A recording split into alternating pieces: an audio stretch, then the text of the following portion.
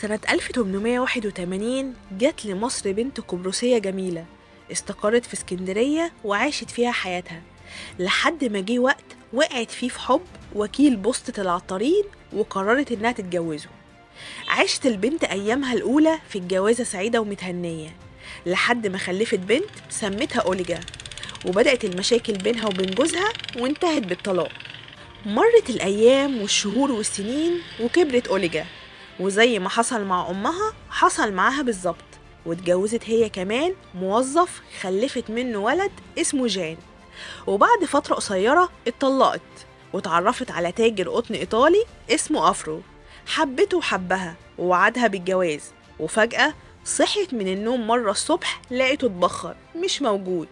فضلت أوليجا تدور على أفرو لحد ما عرفت إن خسر فلوسه كلها وساب مصر ورجع إيطاليا يبدأ حياته من جديد. بعد فترة حست أوليجا إن في جنين بيتحرك في بطنها، وهنا حكت لأمها على اللي حصل، فأمها طلبت منها إنها تنزل الجنين فوراً، لكن أوليجا رفضت وصممت إنها تحتفظ بيه. وبعد الشهور التسعة خلفت أوليجا بنت جميلة سمتها ليليان. بس المشكلة ما كانتش عارفة أوليجا تكتبها في شهادة الميلاد باسم مين، خصوصاً بعد ما أمها فهمتها إنها لو كتبتها باسم أفرو ممكن ياخدها منها وتعيش معاه. وهنا لقت أوليجا الحل في صاغ يهودي كان بيحبها ومستعد يعمل أي حاجة عشانها، فقال لها اكتبيها باسمي، واتسجلت فعلاً في السجلات باسم ليليان فيكتور ليفي كوهين. لما اتسجلت ليليان باسم ليفي كوهين الكل بقى معتقد إنها يهودية رغم إنها مسيحية كاثوليكية باعترافها واعتراف أمها.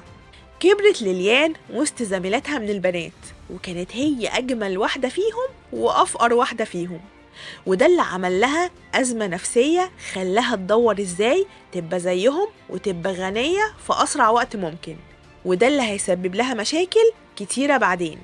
أم ليليان كان عندها بنسيون صغير وده كان مصدر الدخل الوحيد ليها، وأوقات كتير ما كانش بيبقى مشغول، فقررت أوليجا إنها تخرج ليليان من المدرسة وتشغلها معاها في البنسيون.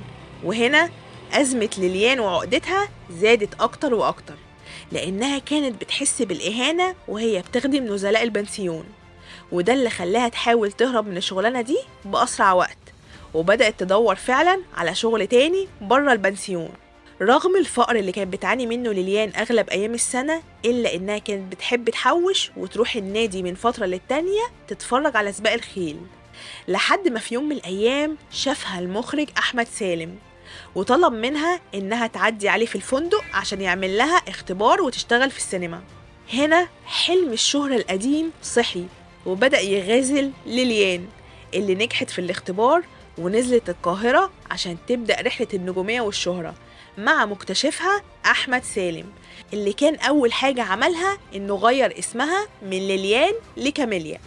فأول يوم ليها في القاهرة خدها أحمد سالم من إيديها وقدمها للممثل والمخرج الكبير زكي طليمات عشان يعرفوا إنه في طريقه لاكتشاف جديد.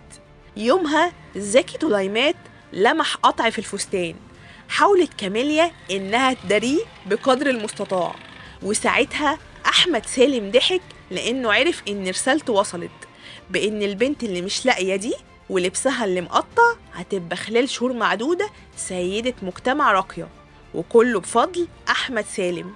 وده اللي حصل فعلا، لأن أحمد سالم جاب لها مدربين اتيكيت ولبس آخر موضة وعلمها ازاي تتكلم وتتعامل، وبقى ياخدها السهرات والحفلات. وطبعا مع جمالها اللافت وذكائها المرعب وطموحها اللي ملوش سقف كان من السهل إن كاميليا تغير جلدها فجأة وتتحول من النقيض للنقيض. حاجة واحدة بس ما عملهاش أحمد سالم، وهو إنه يخليها تمثل، وده باختصار لأنه في الوقت ده كان حبها وكان عايز يتجوزها، وهي نفسها وافقت لولا إنها اتفاجئت بطباعه الحادة وغيرت رأيها في اللحظات الأخيرة. بعد ما خرجت من عباية أحمد سالم بدأت كاميليا تدور على حد يقدمها للوسط الفني، وكان الحل عند يوسف وهبي اللي قدمها لأول مرة على الشاشة سنة 1947 في فيلم القناع الأحمر، اللي انطلقت من بعده كاميليا وحققت نجومية في المجتمع والسينما لحد ما وصلت لقمة هرم السلطة، وبدأت الأحاديث تدور على علاقتها بالملك فاروق. وفي تصريح منسوب لرشدي أباظة بيقول إن الملك فاروق كان بيجهز إنه يتجوزها ويعلنها ملكة على مصر، وبعد كده اتراجع عن الفكرة دي تماما.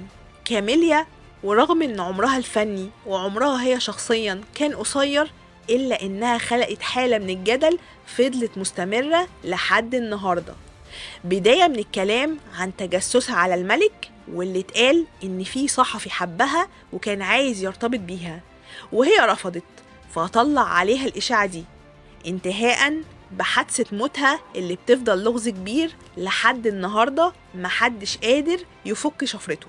بعد موت كاميليا في حادثة الطيارة اللي انفجرت بيها فوق محافظة البحيرة سنة 1950، أمها صرحت وكشفت عن جانب مهم في حياة بنتها كاميليا، وقالت كانت تعتقد إنها سيئة الحظ مع من تعرفهم، فإن أحدا منهم لا يقدم خدمة إلا إذا تقاضى الثمن، ولهذا كانت غاضبة ومتمردة باستمرار، تقود سيارتها بجنون وتنظر للناس بعنف وتتكلم بثورة وتشك في كل تصرف وتنفق المال بإسراف. ليليان كانت تريد فقط أن تعيش وبس كده. لو عجبكم الفيديو ما تنسوش تشتركوا في القناة وتفعلوا زر الجرس عشان يوصلكم كل جديد.